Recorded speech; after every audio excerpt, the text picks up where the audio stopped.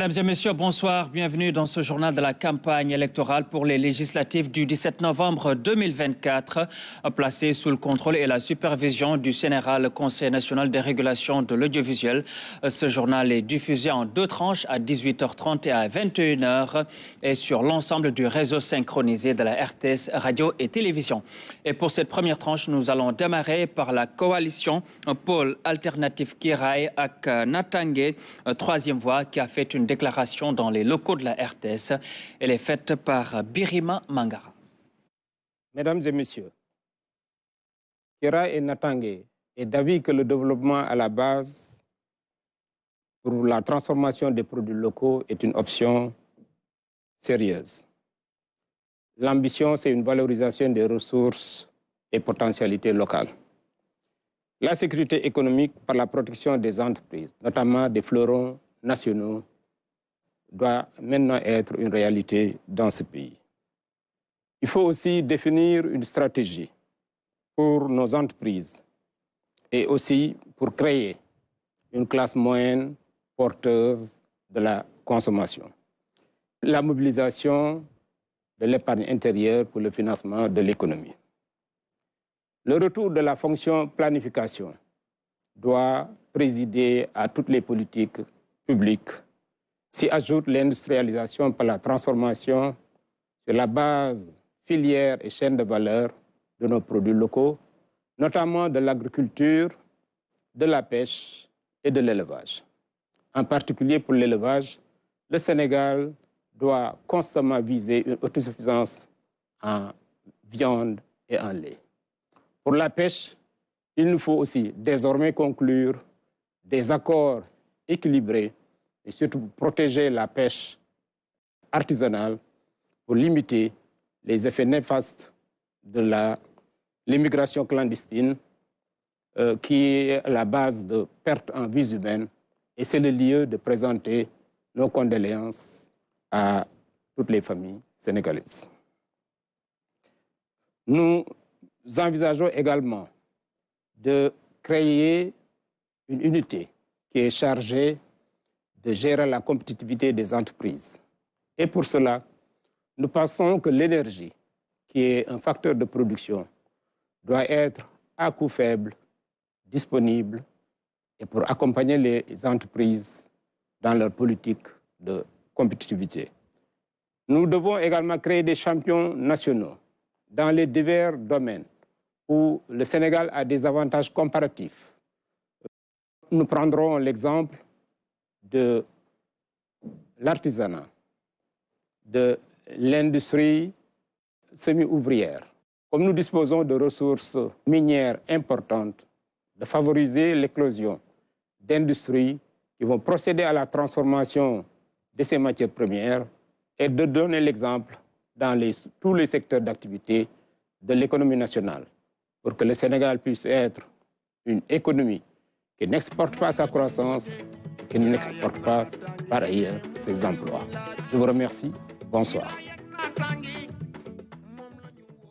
Voilà, et pour demain, vous pourrez également suivre dans son programme de diffusion une autre déclaration à la RTS, notamment de la coalition Pôle Alternatif Kiraay ak Natangué, troisième voie.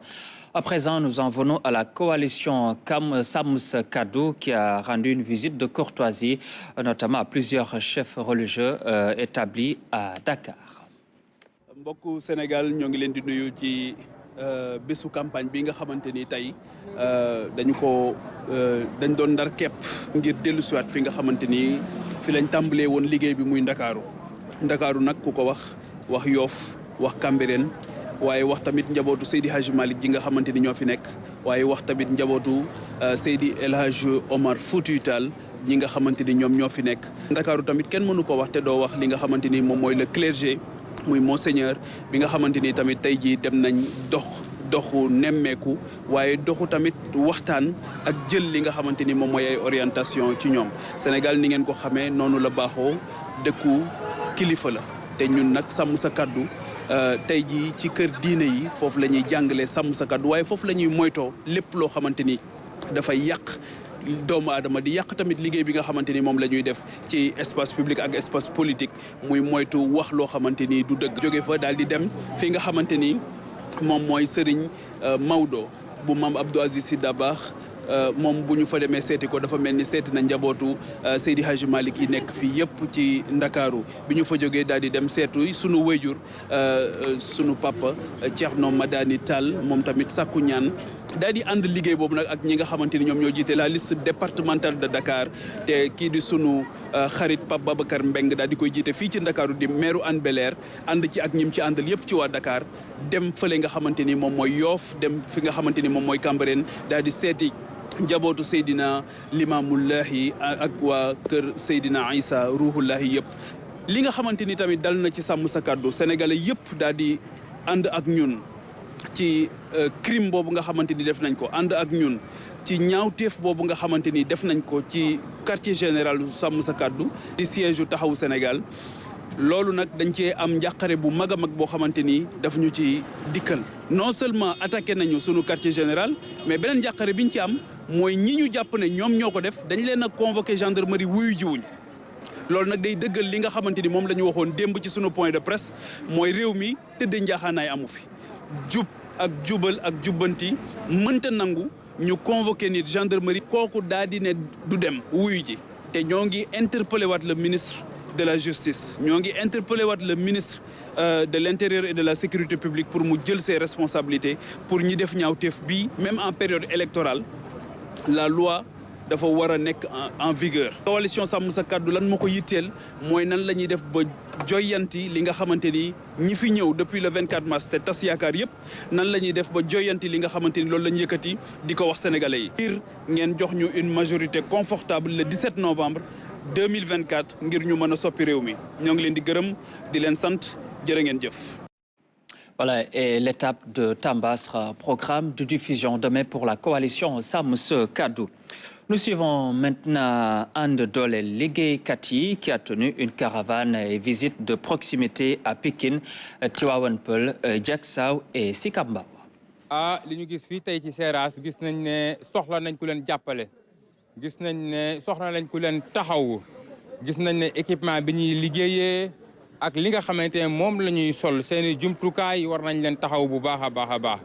gis nañ ne tamit am na leen loo xamante ne manqué nañu ko muy wàllum frigo yi nga xamante ne nii mooy seddal ndawal bi jafe-jafe yooyu nag nekk na jafe-jafe yoo xamante ne jafe-jafe yu tar la waaye yooyu nag dara waralu ko mooy fi nga xamante ne fa la ñuy nasee di fa noccee yéen boucher yi mosu leen faa am représentant te ku ne boucher ne artisanat donc artisan yi nag ñoo taxaw temm taxawal liste bi tudd ànd dooleel liggéeykat yi. tey tamit ñu ñëw fii ci Pikine ñëw ci Pàkku Lambaay gis nañu menuisier yi fii nekk te li nekk fii ñoom ñoo yore koom-koomi Sénégal ñoom ñoo yore Sénégal te cër gi ñu leen war a jox considération bi ñu leen war a jox joxuñu leen ko yéen mbokki menuisier yi gis nañ li ngeen di daj seen bant bi ngeen di liggéey nekk matière première bi seer na. ay bu doon menuisier fii ci Sénégal delloo buntu tëdd nelaw dina jafe lool te la ñu leen war a jox dëgg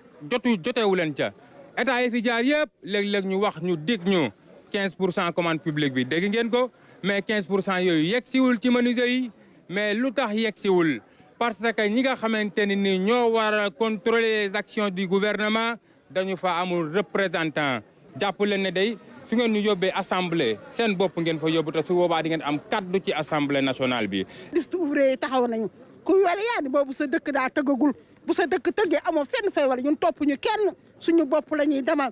suñu mbokk formatrice yi suñu mbokk transformatrice yi ñu xamal leen ne ñun ñu ngi taxaw ñun ñëpp ci biir la ñu bokk saponification mu ngi fi céréales ñu ngi ci ñun ñëpp ñu ngi ci pâtisserie ñu ngi ci ouvrier yi nag kenn desul suñu liste moo nekk nii su wooteel liste bii daal mooy wooteel sa bopp. liste ànd dooleel liggéeykat yi nga xam ne ñi ko composé ay liggéeykat lañu. ñu jàpp ne nag képp koo xam ne nii yor nga métier képp koo xam ne nii ouvrier nga képp koo xam ne transporteur nga war ngaa jàpp ci liste bi ñu mën a am suñuy représentant assemblée nationale yoo xam ne dinañ ñu mën a waxal suñuy jafe-jafe ndax yàgg nañoo yóbbante yàgg nañoo waxal leen nu waaye ku ne xam na ne transporteurs yi ak ouvriers yi dañ leen mas a bàyyi ginnaaw ndax gis ngeen jafe-jafe yi nga xam ne tey transport mi ngi koy dund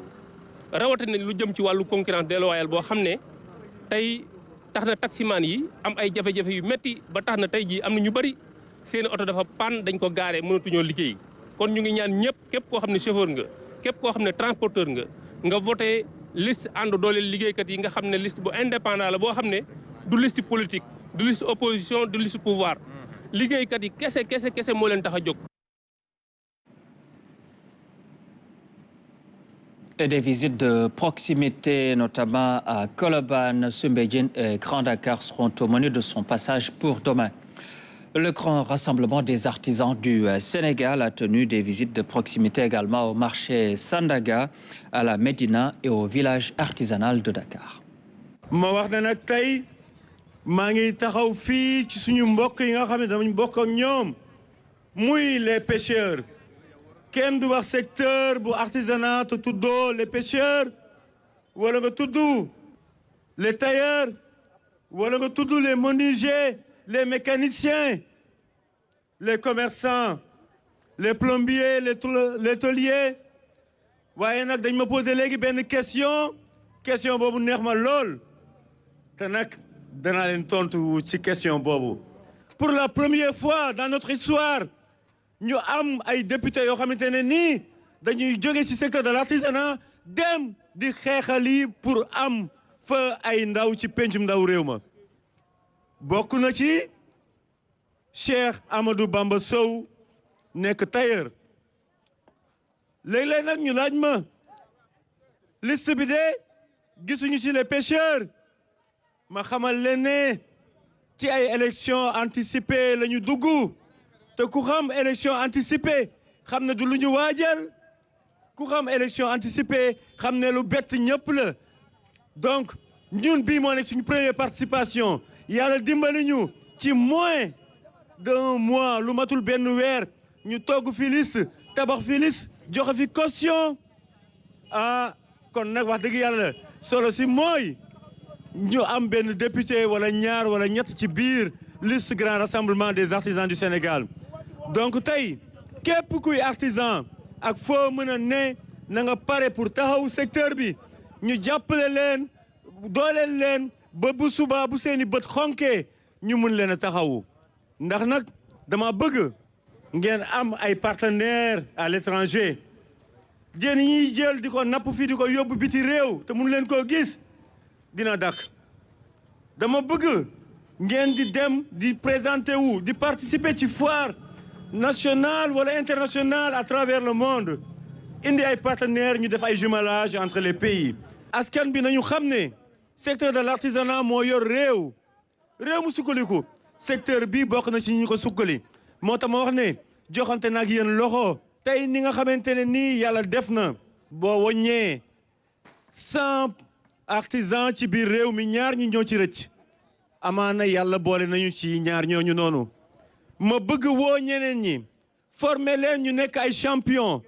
yooyu former yeneen champion ñooñu ñoo mën a sukkali Sénégal ñoom ñoo mën a defar Sénégal kon damay wax ne fii la ñoree tey muy Soumbédioune yéen bu soobee yàlla daa ngeen kontaan li ñu war a defanteeg yéen daañu ko def te xam ne le président du grand rassemblement ñëw na kon ñu doxal la ñuy biir village artisanal jërëjëf. Voilà, et pour son passage demain figurent les étapes de Pékin et Guédiawaye, toujours avec des visites de proximité.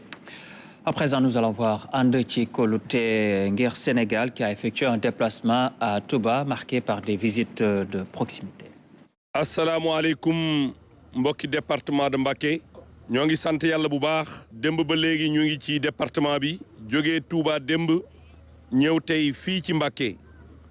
li ñu gis dal na sunu xel waaye damay profito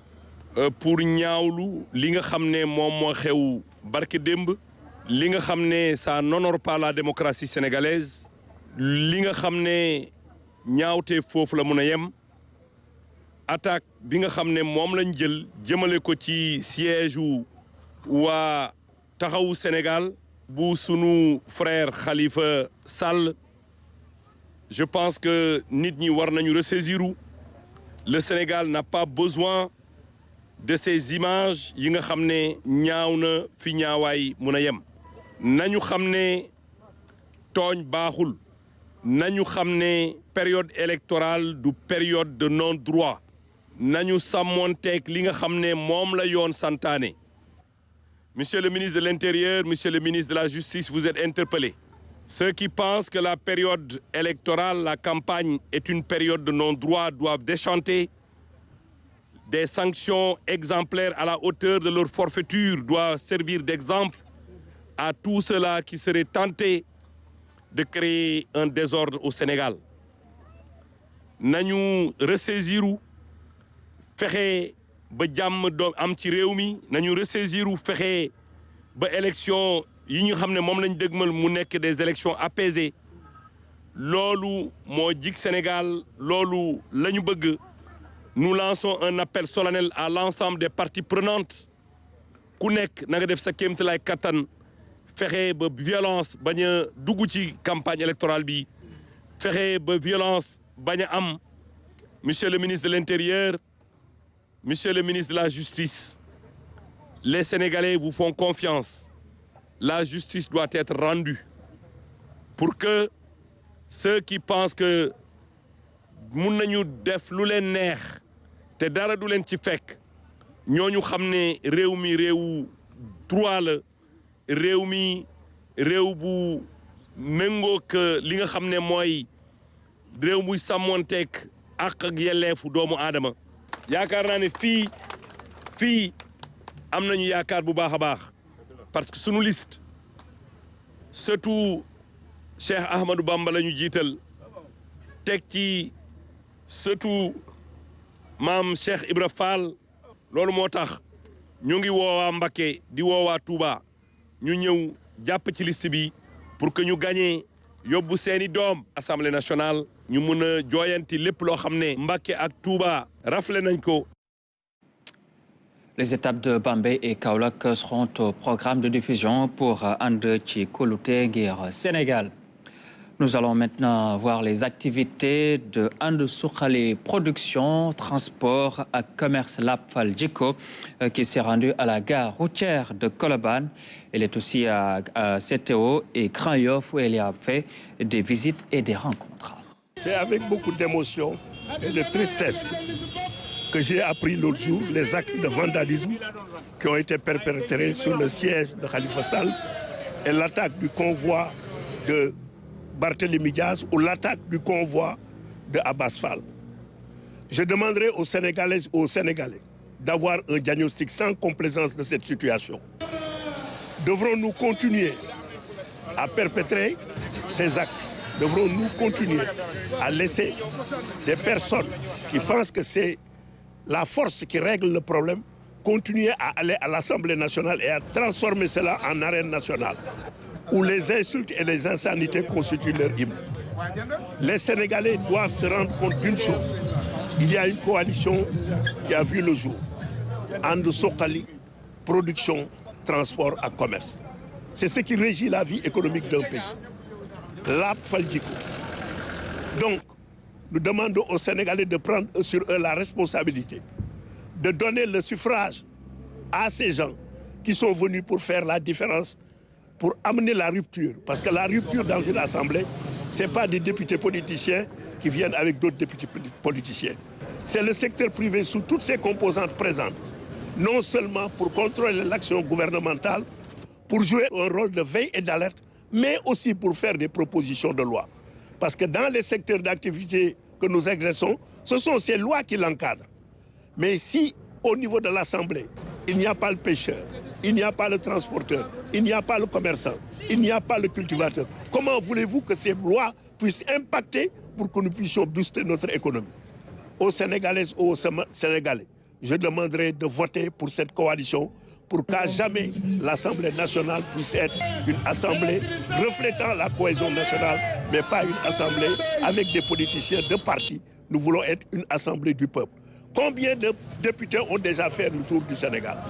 Mais quand vous n'allez pas vers les Sénégalais, vous ne pouvez pas connaître leurs problèmes. La chance aujourd'hui de cette assemblée, ce sera de voter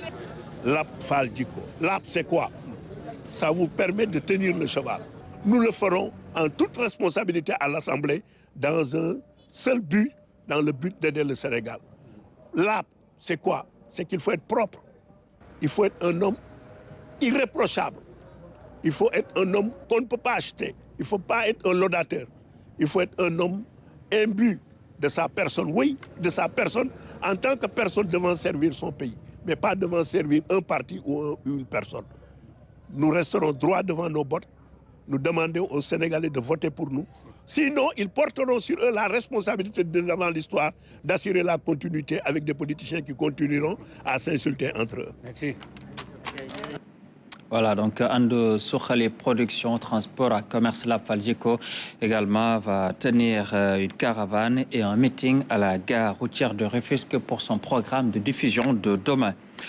Je vous propose de suivre à présent donc Sénégal Kessé qui a tenu des caravanes à Koungheul, Koumpentoum, Koussanar, Malem Hodar et Tambacounda.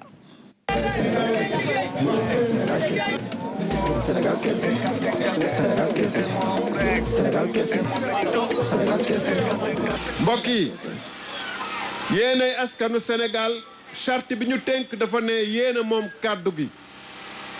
ñu war leen delloo kàddu gi le 17 novembre ngeen tànn wax lan moo gën ci réew mi ban gis-gis ngeen am ci nañu war a yore réew mi te jàpp naa ni ku dëkk ci département Malem Hodar ñàkkul lu mu wax buy tànn ku koy demal ci pencu ndaw réew mi ñàkkul lu mu ko yàpp boo demee nga layal ma fa lii waxal ma fa lii xeexal ma fa lii ñàkkul lu ngeen wax parce que fii daanaka lu fi manqué moo ëpp lu fi teew am déet waaye mbokk yi gën gaa bari lu xew fii ba léegi mooy ñun askan wi bu ñu delloo kàddu gi dañ koy sàgganee walla jaay ko loolu tax tamit sañu ñu laaj dara dañuy waxante dëgg ndax bu fekkee ni ku ëpp xaalis moom moo ñu joxe ay enveloppe bu ñu waree woote bu ñu ëllëgee ñu war a woote joxe ay saaku ceeb ak loolu ñu dem woote ji kooku dañu ko jaay suñu kàddu jaay ko suñu ëllëg sañutuñu laaj dara lu ko neex mu dogal kooku du ndawu askan wi moom mooy kilifa askan wi te loolu moo fi bëri am te Sénégal tant que ñu ngi tànn ñoo xam ne daf lañu wóor ni waxuñu dëgg newuñu ci dëgg ci naxaate la ñu nekk ñuy continuer parce que ñoom ñoo ñu neex ñu yuuxu seen tur di topp seen ginnaaw Sénégal du dem ci kanam ndóol bi day gën a yaatu mbokki Malem ndax yéen da ngeen war a nangu seeni sët yeeg seeni doom yi amuñu benn avenir lu muy dem Dakar yor charrette wala nekk maçon wala di gardien ay këru nit ñoom ñuy nelaw guddi roñ ay milliards def ci biir fekk alalu Sénégal la ñuy roñ ngeen am chance le 17 novembre war a tànn tey waxtaan bi dafa war a nekk ci penc bi ci tund gi ci Malem yëpp ci Sénégal yëpp 41 listes yi nga xam ne ñoom ñooy laaj baatu réew mi ku ci nekk kan la bala may tànn ndax bu may tànn sama aqulaay taala mu ngi ci ëllëgu Sénégal mu ngi ci donc àq mu ngi ci ku nekk ci laata muy tànn war na waxtaan guddi yu bëri ak ñeganaayam xool liste yi may tànn ñi ko jiite ndax ay politiciens commerçants lañu commerçant politique fu neex rek ñu dem wala ndax Sénégal kese moo leen tax a jóg. Voilà, Sénégal Kessé, donc pour son programme de diffusion demain, sera encore en caravane à Tambacounda. Voyons maintenant Sams Gafaka, Sams Elek Aksif qui était en visite dans plusieurs chefs de lieux de commerce, visite donc plusieurs lieux de commerce, notamment à Colobane, aux HLM et au marché Sandaga. Waaw, parce que ñun banque ni ñuy def jigéen ñi di ko def askan bi ñoom métti parce que loolu mos leen gis député bu ci wax dafa jot nag ñu koy waxtaan ak assemblée ndax taux d'intérêt yi wàññeeku agio yi wàññeeku frais de dossier yi wàññeeku pénalité yi wàññeeku parce que commerçant yi mënuñu liggéeyal seen bopp sans banque il faut ngay liggéey ak banque mais banque yi na banque rek ay banque yu baax ay banque de développement yi lay accompagner mais banque yoo xam ne da ngay nekk ci naaj bi ñoom ñu nekk ci climatiseurs yi ngay am sa compte bancaire chaque jour nga dégg ñu ne dagg nañ ci daal xaalis bi da gën a wàññeeku loolu nag taux d'intérêt yu ëpp rek moo ko def moo tax ñu ne nañ leen dugg wax ak commerçant yi. boobu benn ñaareel bi mooy Orange. Orange nga xam ne 1 milliard lay def bénéfice chaque jour 1 milliard ci Sénégalais yi loolu dafa jéggi dayoo nga am sa crédit mu naan la fii ak suba boo ko jëlul dama koy nangu xëy nangu ko jaay la doole. wala nga jënd sa connexion pour 1 mois mu jeex ci benn fan loolu mbirum sàcc la woyofal bi cher na ndox mi cher na transfert d'argent yi cher na yéen ñëpp ay def transfert d'argent yéen ñëpp di envoyé xaalis chaque jour ñu leen di dagg ñu ne leen cher na da nga koy wàññi Wave nangu na ni day wàññi mu ngi nii bind nañu mais Orange nee na moom du wàññi loolu nag nañ ko lijjanti assemblée bii mooy bu baax bi bu njëgee assemblée nationale lijjanti ko moo tax nag ñu ne leen góorgóorlu leen bu leen benn politicien ndax ñu duñu ay politicien bu leen benn politicien ndax ku leen wax ne leen ko sàmbal ñu suñu gafaga bii mooy bu baax bi bii mooy bu baax bi bu leen benn politicien ndax bii mooy bu baax bi waaw sama sëriñ bii mooy bu baax bi waaw tey moom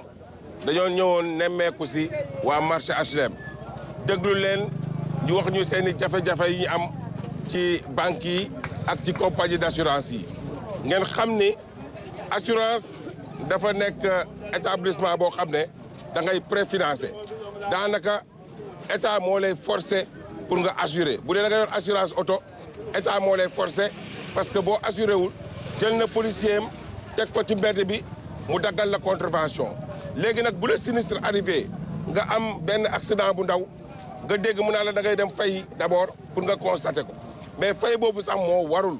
parce que déjà assurance da ngay préfinancé ngay préfinancé encore une deuxième fois pour mën a constater te boo constater tamit ba pare nga dem di daw ci gannaaw assurance bi boobu ana état moo tax ñu ne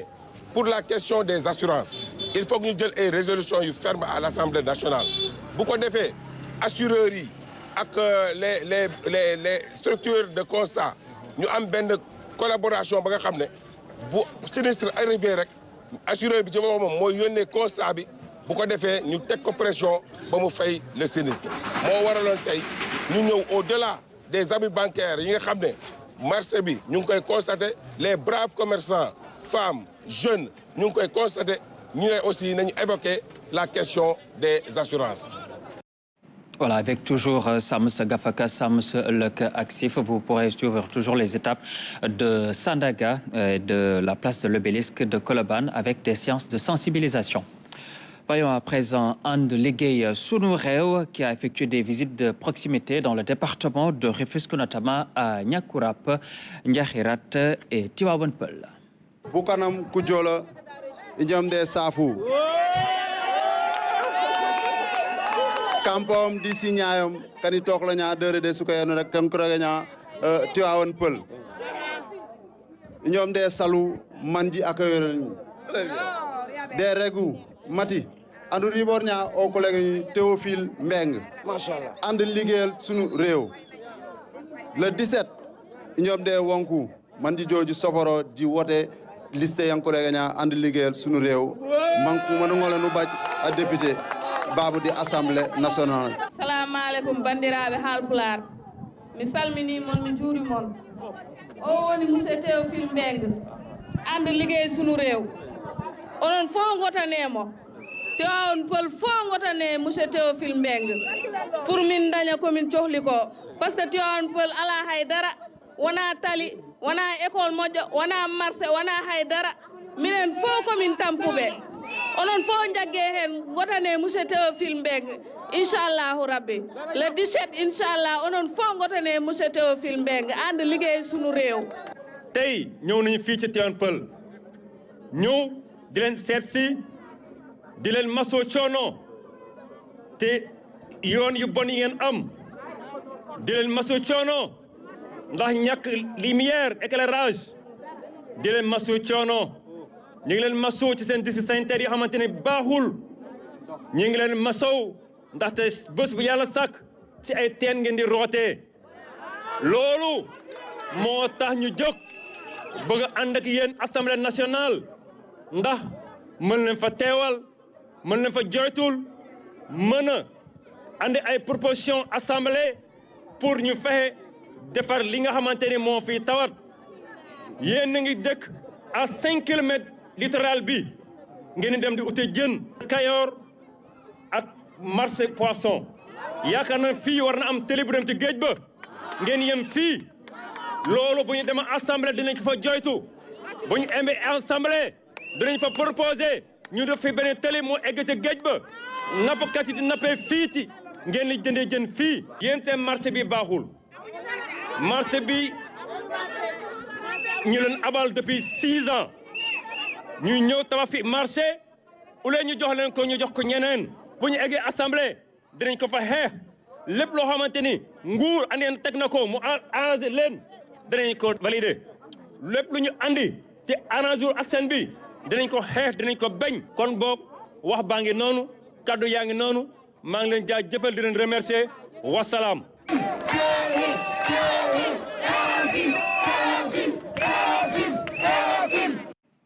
Voilà, et notamment les activités de caravane et visites de proximité au quartier Bawol, Tivaouane Peulh Village, Apix et Darou Rahman seront au programme de diffusion pour en déléguer Sunu Réew. Le parti Ensemble pour le Sénégal, PEPS, a fait une caravane à Dakar, notamment Grand Dakar, Dieuppeul, Castor et Parcelles Assainies.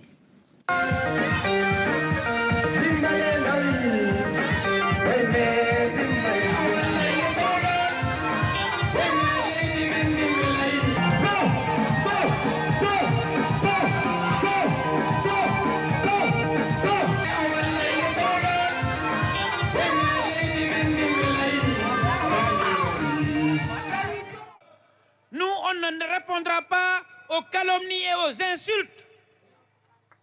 Nous ne sommes pas des racistes. Nous ne sommes pas des communautaristes. Nous sommes pour le Sénégal de tous et le Sénégal pour tous. Nous appelons à l'unité du peuple sénégalais. Nous appelons l'État du Sénégal à veiller pour arrêter ceux qui veulent diviser le Sénégal. Le Sénégal a toujours été un pays uni et nous voulons que cette unité puisse continuer. Nous alertons le ministre de l'Intérieur du Sénégal. Nous alertons le président de la République. Nous avons constaté que certains candidats sont en train d'utiliser des mots qui vont nous amener dans une insécurité totale en prenant ma liste,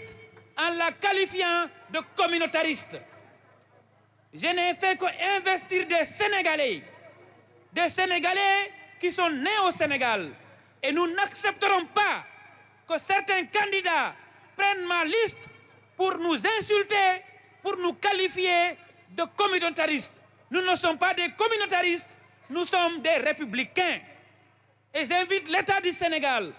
et le président de la République, le gouvernement du Sénégal, à accroître la sécurité de tous les candidats, de toutes les têtes de liste, pour que nous évitions la violence. Le parti Ensemble pour le Sénégal appelle à la sérénité, au débat intellectuel, à la concorde nationale, et que les gens puissent proposer des idées qui vont sortir le Sénégal de la misère et du sous-développement. Voilà ce que nous prenons. Nous prenons la paix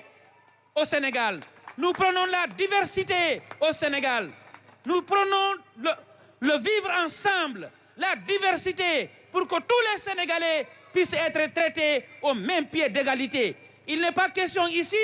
de faire peur à des Sénégalais contre d'autres Sénégalais. Nous n'avons pas peur parce que nous sommes des Sénégalais à part entière. Et nous ne répondrons pas à ces nationalistes qui veulent diviser le Sénégal. Moi, je ne répondrai pas à un nationaliste parce que je suis un républicain. Je suis pour tout le Sénégal et je veux développer le Sénégal si les Sénégalais et les Sénégalaises me font confiance. Et pour le parti Ensemble pour le Sénégal, PEPS, vous pourrez suivre demain pour son programme de diffusion, cette visite de proximité à Kayar. Nous suivons à présent le parti Garap ADS qui était à Rufisque et a mené une visite de proximité, notamment au quartier Santé à la Bardade. Assalamu alaikum wa rahmatullahi wa barakatuhu. Wa Sénégal ci biir réew mi ak bitim réew. Maa ngi tudd Amadou Touba Niane, may président wu parti bi nga xam ne moo tudd mouvement politique et citoyen wax jëf. Nga xam ne ci cadre élection yi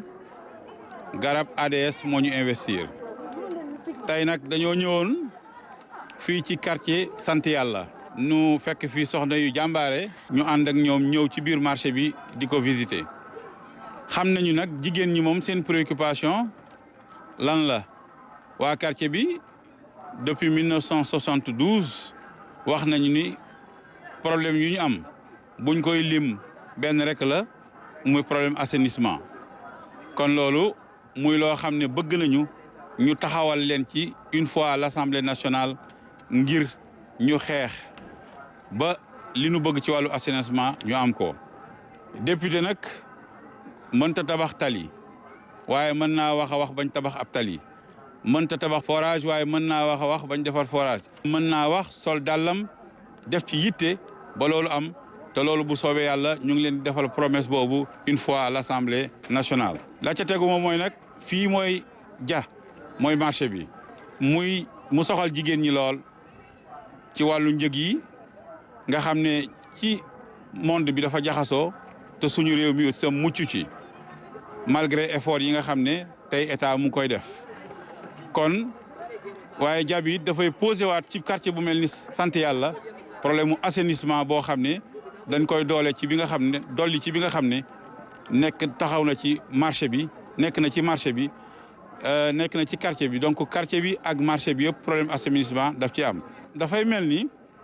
c'est une occasion pour ñun ñu appréhender la situation socio-économique gu ñi nga xam ne ñooy waa quartier bi ak sénégalais yi kon situation boobu xam nañu ni yenn saa yi nga dégg immigration irrégulière yenn saa yi nga dégg ci insécurité publique yooyu yëpp nag boo ko xoolee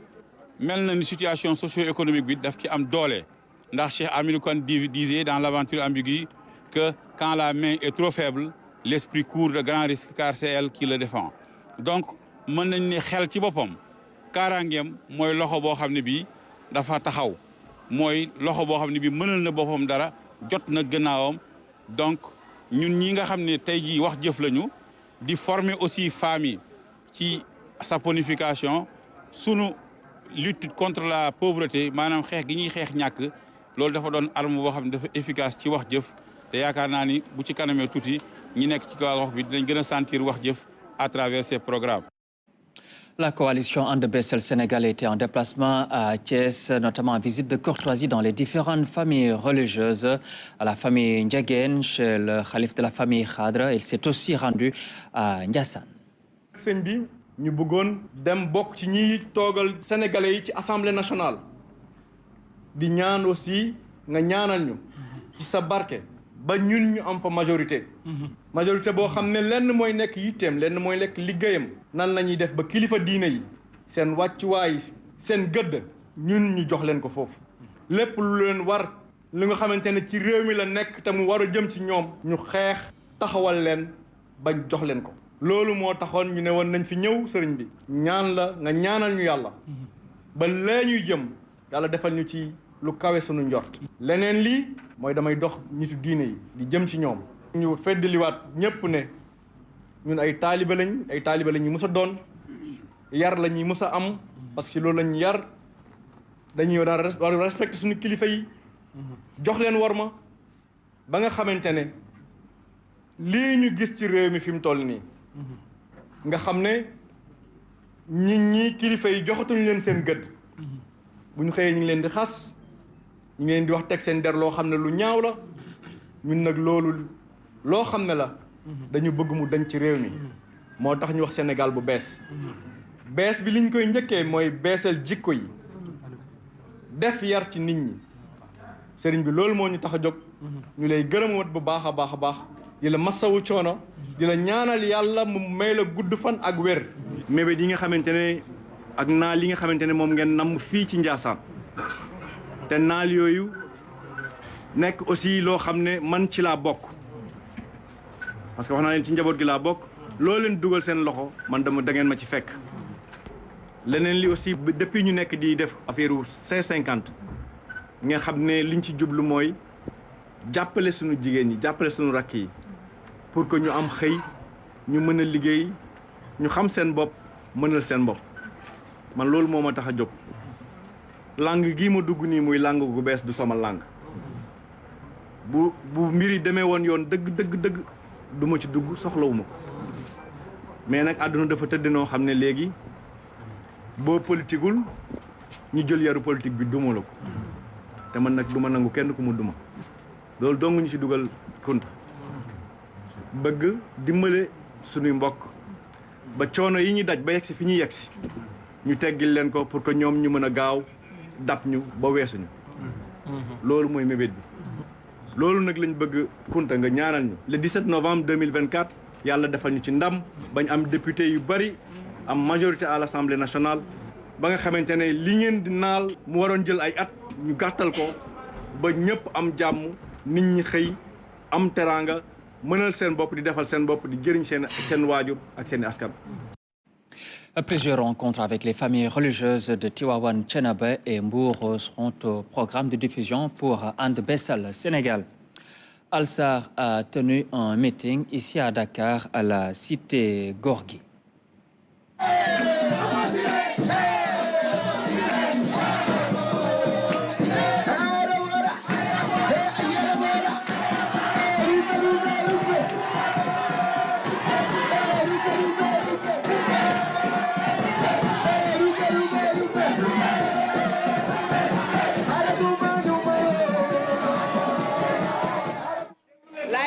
maa ngi leen di nuyu yéen ñëpp di jiital ci nuyoo bi suñu président Mamadou Racine Sy président mi toog na dama bëgg ngeen jàppale ko bu baax a baax a baax a baax a baax nañ leen ko jàppale parce que buñ ko jàppalee duñu ko réccu bu ñuy wax social Mamadou Racine Sy moo tax ñuy wax bu ñuy wax emploi des jeunes président Mamadou Racine moo tax ñuy wax ñëpp xam nañ fi mu jëlee retraité yi ak fi mu leen indi ñu agsi fi tey ñëpp xam nañ président ak mag ñi muy jigéen ak góor mag ak ndaw xale yi nañ leen votel président Mamadou Racine bu gagné lépp luñ doon def Cambérène na leen leer ne triple bi la ñuy def ndax man awma fenn fu dul Cambérène bulletin bi nag mi ngi nii dama bëgg bu bés baa bu ñu naxante képp koo xamante ne bëgg nga faama bu bés baa dama bëgg yéen ñëpp bëgg président Mamadou Racine ngeen dem voté.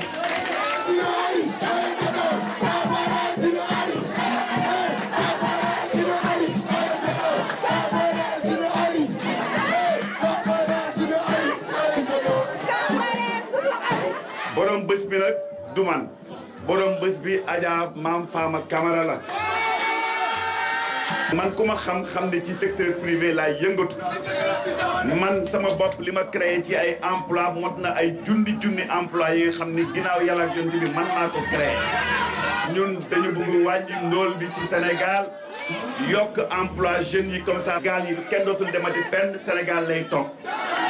mag yi itam ñi nga xam ne ñoo retraité bëgg nañu yokk pension yi mu nekk système à pourcentage ku dem retraite daanaka looy tal mooy sa njaboot ak sa wér gu yaram ndaxte la ngay fayee ku weer bu nekk daa ci mun téye sa bopp téye si sa njaboot jigéen ñi nag ñoom mention spéciale bu ma ñëwoon fii góor ñi ëpp dinaa xam ni perte nañu waaye bi ma ñëwee gis ñi jigéen ñi ñoo fi ëpp laa xam ne dégg ma ñaan bi nangu na maa ngi leen di gërëm di leen sant wasalaam.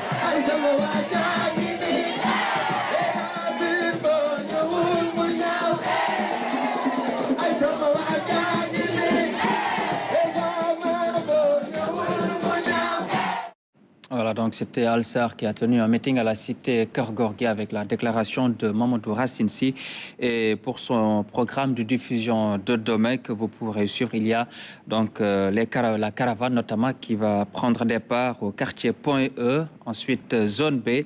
zone A, Niaritali, Gédo, Bourguiba, Castor, Derklé, Khariala et Grand Yoff pour Alsar. Je vous propose de suivre à présent la coalition Takku Wallu Sénégal avec les femmes qui ont organisé une caravane dans les localités de Padoua et Mermoz avec la déclaration lue par Fabinta Ndiaye.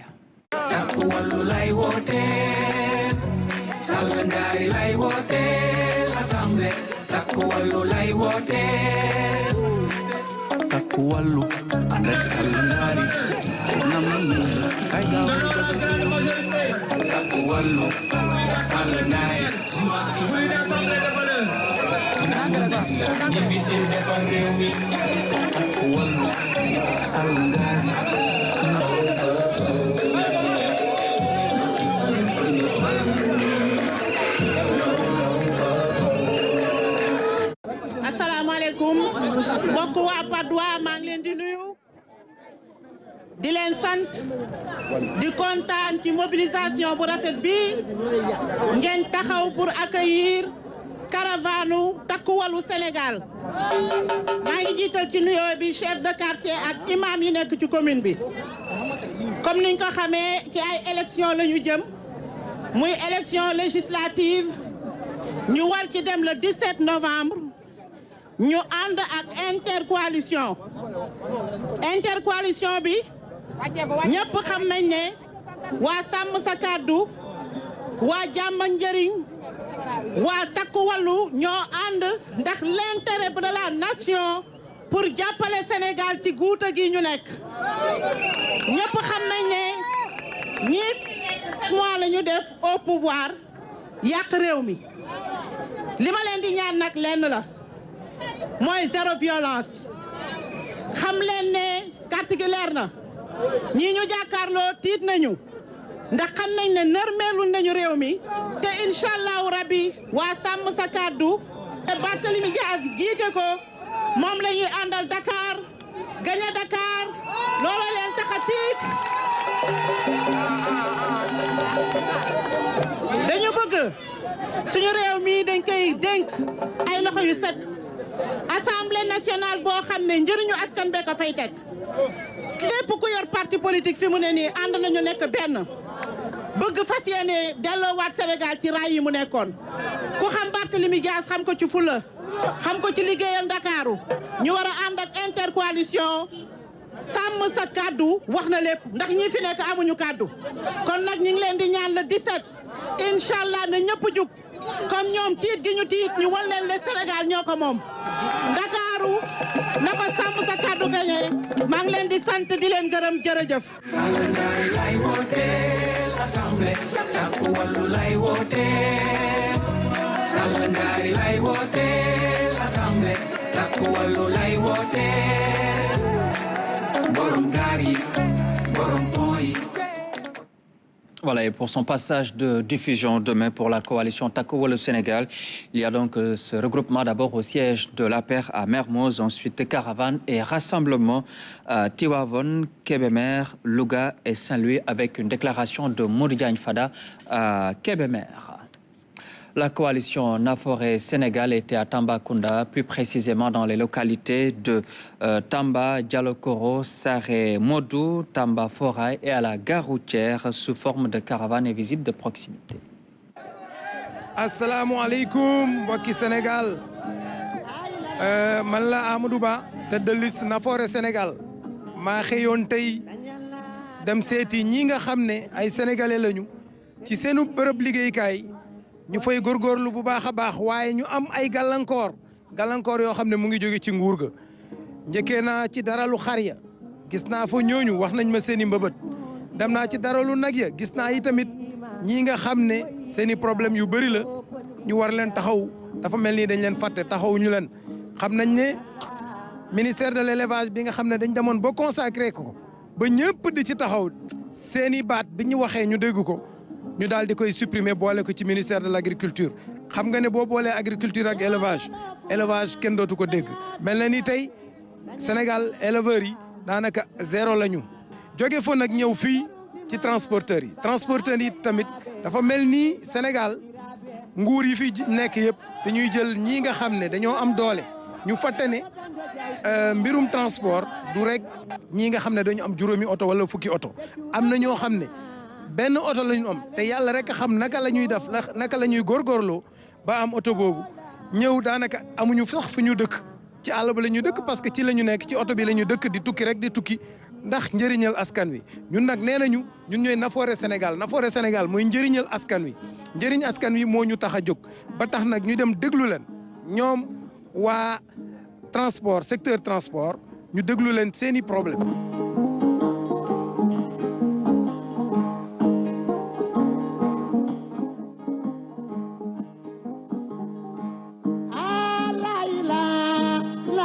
la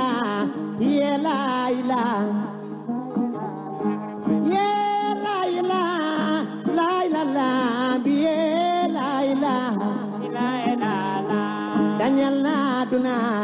taji gilimen tendi jiidu nobe bonni endam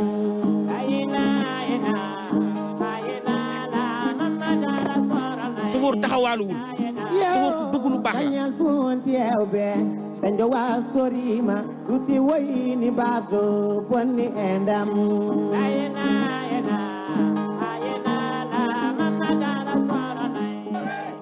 ñi nga xam ne dañ toog ci bureau climatisé yi di jël seeni décision dañuy fàtte ñu ne ci ginnaaw ñun nag dañu ñëw en tant qu'acteur en tant que député bu ñu yàlla defee ba ngeen far ngeen wotal ñu ba ñu dem assemblée nationale na ngeen jàpp ne seeni mbëbët yu ñuy mel dinañ taxaw ci ba ngeen dégg ne ñu ngi cee taxaw am ci ay proposition yoo xam ne yu wér la yi jóge ci yéen loo xam ne dinay suuxat secteur transport bi.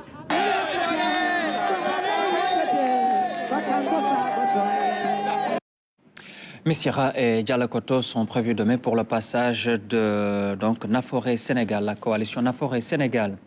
La coalition républicaine Sàmm Sunu Réew Jottali Kaddu Askan Wi était dans les différentes artères de la commune de Grand Yoff. Elle s'est aussi rendue aux HLM. salaamaaleykum askan sénégalais yi may seetaan maa ngi leen di nuyu ñëwoon tey jii pour présenter leen sunu liste Sàmm Sunu Réew Jottali Kaddu Askan bi nga xamante ne Pape Modou Fall moo ko jiite tabb ma deuxième sur la liste nationale. Donc man Anta Wade Dieye, jeune entrepreneur depuis plus de 10 ans dans le secteur du nettoiement. maa ñëwoon tey pour ñu waxtaanee jafe-jafe yi nga xamante ne entrepreneur yi ñu koy dund ci terrain bi. technicien de surface am ay expérience yoo xamante ne war nañoo mën a réformer code du travail jëmale ko ci ñan technicien de surface yi dégg nañ jàmbat yi nga xamante ne entrepreneur yi ñu ngi koy jàmbat boobu ba tey donc yéen askan wi soo leen ma wóoluwee man Anta Wade Dieye war ngeen ñoo mën a sànnil carte pour ñu mën a toog biir assemblée jàkkaarloog askan wi jottali seeni ay kàddu ba ñu mën a am ay réforme comme nan technicien de surface yi ñu waxtaanee seeni ay salaire xool naka la ñuy gën a baaxalee taxawaayu ñooñee pour qu'il y ait développement il faut couche bi nga xamante ne moo gën a vulnérable couche bi gën a metti couche bi gën a précaire ñu xool nan la ñuy révolutionner nan la ñuy réformer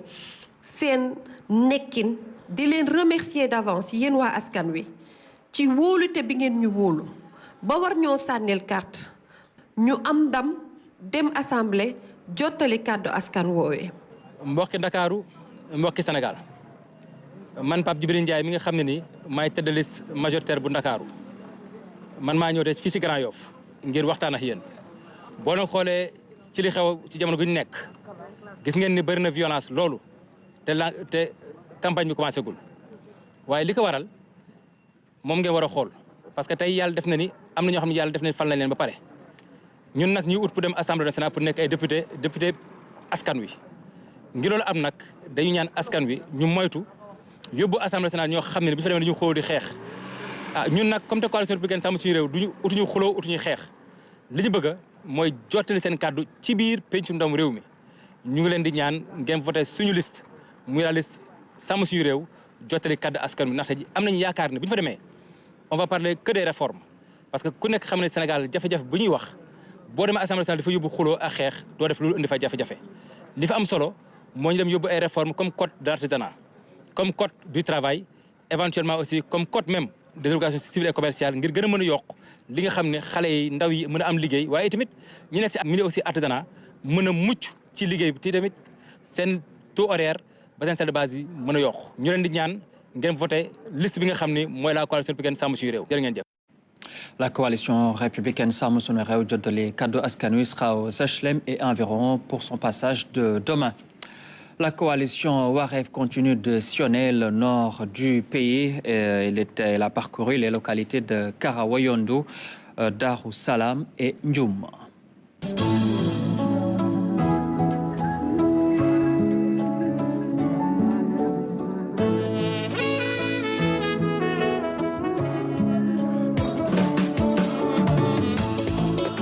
di ci jaay jaayal sa yaay ba ñu wóolu la jiital la suñu biir ñu ne yëpp bokk ñu ëppale leen si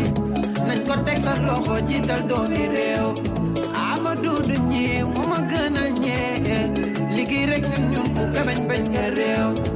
mën nañ bañ a ànd di ñuy xalaatee te li gën ci ñun ñu ànd jox réew mbiɗen ko rupture woni waylude jaɓɓal aywa so tawi ka baylowo jaɓɓal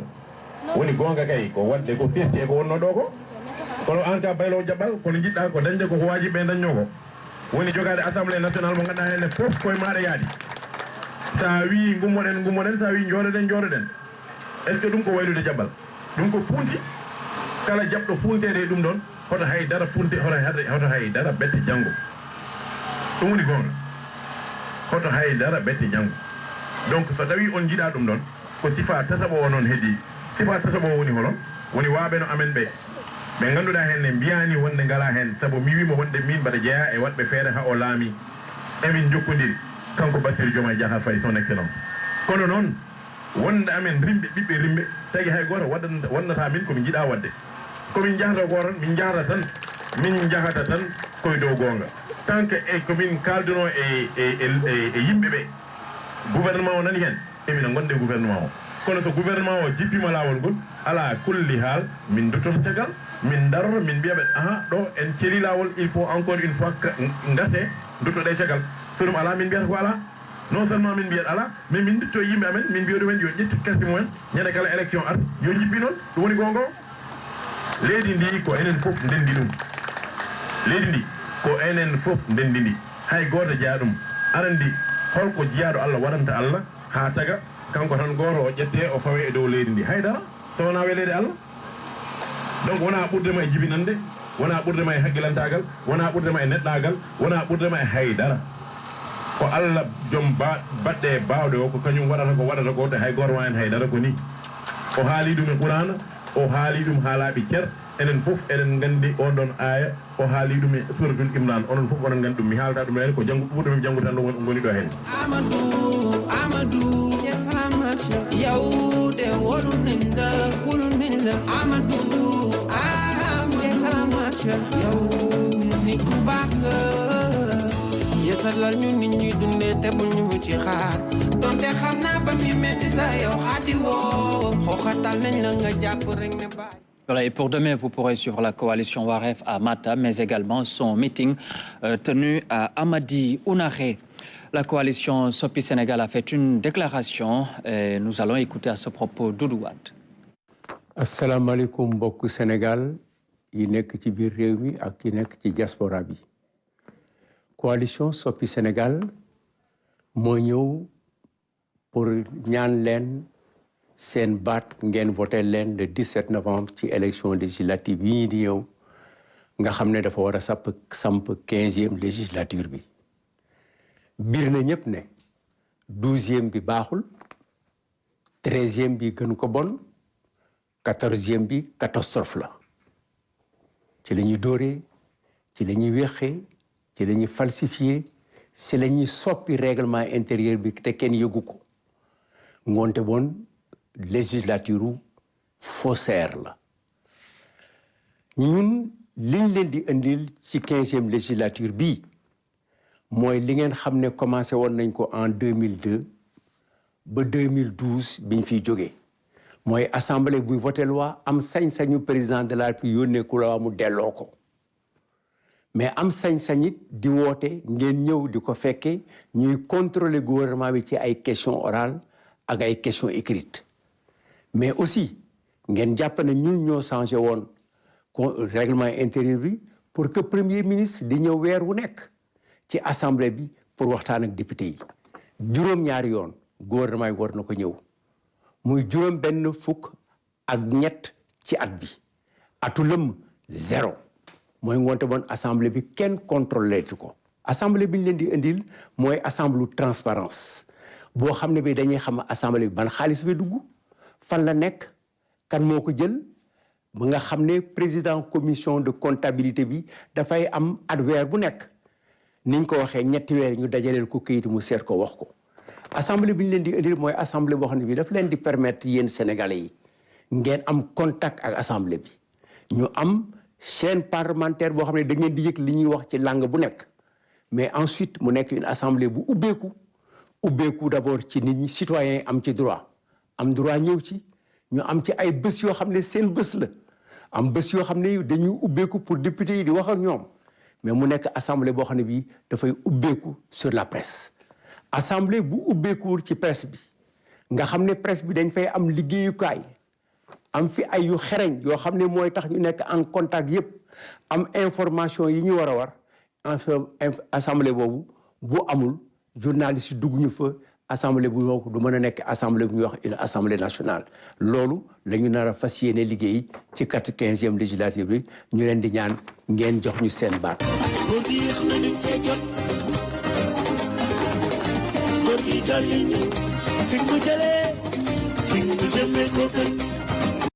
Voilà, donc et demain vous pourrez suivre la coalition Soppi Sénégal aux Parcelles Assainies avec des visites de courtoisie aux sages. La coalition Gox Yu Bees était à la Médina et à Gueule Tapée. mbokki Sénégal waa Gox Yu Bees campagne bi bu mu commencé ba léegi ñu ngi leen di wax programme parce que ñun politique luñ ci gëm mooy wax lan nga bëgg ci askan bi nekkul violence nekkul xeex nekkul dóorante tey nag dañu bëgg ñu waxtaan ci li nga xamante ne mooy ay secteurs yi nga xamante ne état da ko war a téyel boppam ndax secteur yooyu état su ko téyewul su amee problème ñëpp ñooy sonn ñëpp ñooy nekk ci tiis ñëpp ñooy nekk ci jaaxle lu jëm ci wàllum ndox état waru ko jaay suñu jëlee suñu ndox dénk ko waa Sen'Eau muy entreprise française ñëw jël facture yi yokk ko ba mu gën a cher ba pare kenn du ko contrôler qualité ndox bi baaxul ba pare suñu dajalee alalu askan bi génnee ko dëkk bi dañuy bëgg dugal ay loi yi nga xamante ne facturation yi day am transparence ba pare état bi téewaat wàllum ndox lu jëm ci wàllum courant ku ko ñàkk nekk ci tànge donc kenn warul seetaan ba sunu secteur boobu noonu ñu am ci dépendance lu jëm ci wàllum dundu gu cher gi ak loyer loolu aussi nekk na secteur bi nga xamante ne état war na ci taxaw dugal ay projet de loi yi nga xamante ne dootu sonal nit ñi parce que nit ñi dañuy liggéey seen xaaju salaire lépp dem ci loyer bu ko defee luy des pour dund bi dootul bëri suñu feebaree nag gën a jaaxle waaye am na secteur bi nga xamante ne bu mu xewee yàggul mooy connexion internet mënatuñu nangu benn entreprise nekk fi di jaay sénégalais yi connexion bi nga xamante ne lu mu leen koy jaayee moo gën a cher lu muy jar dëkk yu mel ni tugal comme France parce que ñooñu seen connexion soo joxee lu mel ni 10 000 nga am connexion illimitée te fii ku jënd connexion balaa journée bi jeex dootoo ko gisati te kenn amul lu la leer si nan lañ koy jëlee ak nan lañ koy consommer secteur bu ñuy mujjee mooy wàllum banque ñëpp xam nañu ne dëkk mënul dox bu dee amul ay banque yu sérieux yu fi nekk ndaxte si banque yi la financement économique bi war a jaar waaye banque yu Sénégal lu yàlla xam doy na soo bëggee kayit bu ndaw sax ñu gaawantu ngacc la ne la da ngay fay ay frais soo bëggee accès sa mot de passe ñu la da ngay fay soo demee accueil bi doy na waar nga dafa sa compte bëgg a jël xaalis bi ñu leen non mënoo jël lépp loolu noonu yëpp mënuñu bàyyi nag nit ñi nekk si dëkk bi di def lu leen neex rôle député nag mooy xool li nga xamante ne du dëgg du yoon mu taxaw xar si tànk tubayam teg ay projet de loi ba pare ne yéen ñii nii ngeen war a doxalee parce que askan bu ñu dénk nii la bëgg ngeen doxalee yéen moom moo leen askan bi waa Gox Yu Bees nag ku dem seen programme bi nga xamante ne mooy coalition bu njëkk a génnee programme si coalition yi dañ ko faram fàcce wax leen en détail nan la ñuy def ba loolu noonu yëpp nekk lu baax ci askan bi. La coalition Gox Yu Bees est à suivre demain à Amitié et à l'université de Dakar. À présent, nous voyons la coalition Fédération du Renouveau qui a fait une déclaration à son siège et nous écoutons successivement Cyril Padé et Madame Aïda Ndiaye. Chers compatriotes, le Sénégal est dans un régime présidentiel. Mais les élections législatives sont les élections clés de la vie politique car elles conditionnent le fonctionnement de l'État, le fonctionnement de la vie politique, économique, diplomatique, sociale. Raison pour laquelle nous de la vision Sénégal, essentiellement constituée de cadres, avons choisi la Fédération du Renouveau, dirigée par le professeur Djegan Sène, un homme d'État, une personne référence, afin de nous donner les moyens d'aller à l'Assemblée nationale, pour pouvoir jouer pleinement notre partition dans les missions dédiées à cette 15e législature que nous voulons de qualité. Mais faudrait-il que vous, les militants, les sympathisants, les Sénégalais épris de paix, motivés pour la prospérité de notre nation, votiez massivement pour la Fédération du Renouveau. Ces élections représentent les moyens uniques pour donner à notre pays une Assemblée nationale à la hauteur de ses ambitions. De développement, cette Assemblée est celle qui fera du contrôle de l'action gouvernementale son cheval de bataille. C'est dans cette même veine que nous appelons tous nos camarades de la vision Sénégal, tout cadre d'ici et de la diaspora à venir nous rejoindre dans la Fédération du Renouveau. Les élections législatives du 17 novembre 2024 sont pour nous l'occasion de corriger tous les dérapages que l'ensemble des Sénégalais ont constatés avec stupeur lors de la 14e législature. Pour ce faire, il faut une très bonne représentation de la Fédération du Renouveau dans l'hémicycle pour cette 15e législature. Avec la Fédération du Renouveau, c'est possible, mun na nekk. asalaamaaleykum mbokki Sénégal biir réew ak bitim réew ñun waa cadre Vision Sénégal ñoo ñëw tey di waxtaan ak yéen di leen woo ci élection législative anticipée yi ñu jëm le 17 novembre prochain. dinañ tànn ay député yoo xam ne ñoo ñu war a toogal ca ëtt ndaw yi réew ñi ñun waa Vision di ay cadre ñoo fas yéene incha allahu rabbi ànd ak le professeur Diegane Sène ci li ñu naan Fédération du Renouveau. ñu leen ci woo yéen ñëpp nag képp kuy cadre ku yeewoo fii ak ci diaspora bi ñun waa Vision nga xamante ne ci politique lañu yàgg yëngu ñoo ngi leen di woo ñu ànd ak professeur Diegane Sène pour une victoire éclatante incha allahu rabbi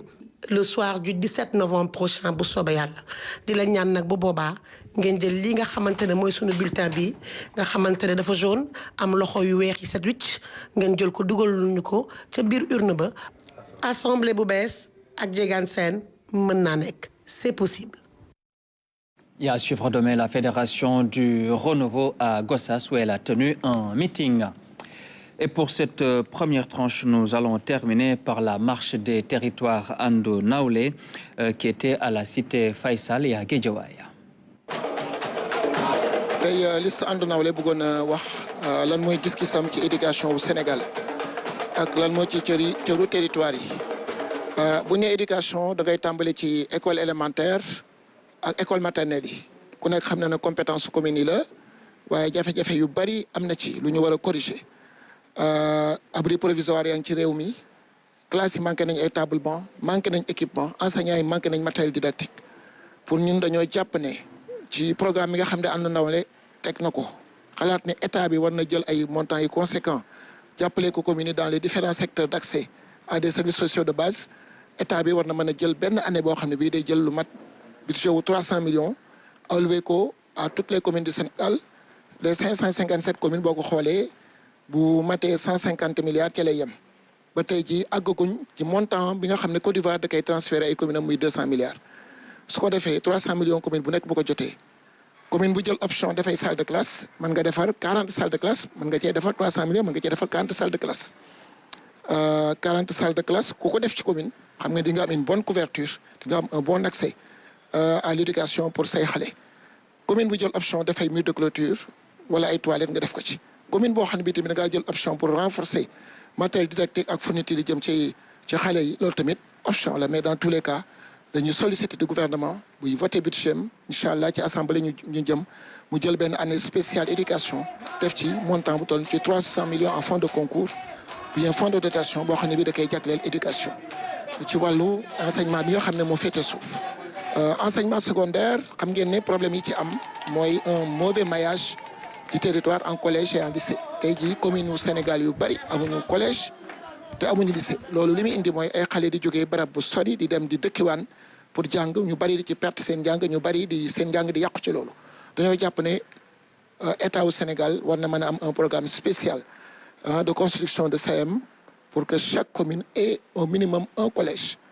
à défaut d'avoir 2 ou 3 donc loolu tamit mooy sunu proposition dans les territoires pour un bon maillage du territoire par des collèges et des lycées nga jël enseignement supérieur jaar nañ université am expérience bu ñu fa dund lañ fa mën a wax mooy université Dakar surpeuplé na la fa nekk ci étudiant ëpp na moo tax dans la marche des territoires ñu proposé à ce que chaque région du Sénégal ñu def fa benn université pour que benn xale ba ñettee quitter région pour ñëw jàng si Dakar bu ko defee njàng mi dina mucc ayib lool waaye tamit enseignement supérieur ñu tourner ko vers les sciences et les techniques parce qu'il y a trop de théorie dans notre enseignement bu subaa dina ñëw ci formation professionnelle lan moo ci gis-gisu territoire.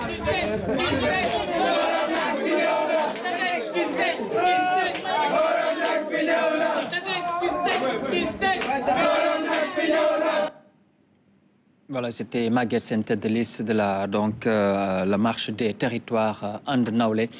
Voilà donc, mesdames et messieurs, c'est la fin de cette première tranche de ce journal de la campagne pour les législatives du 17 novembre 2024,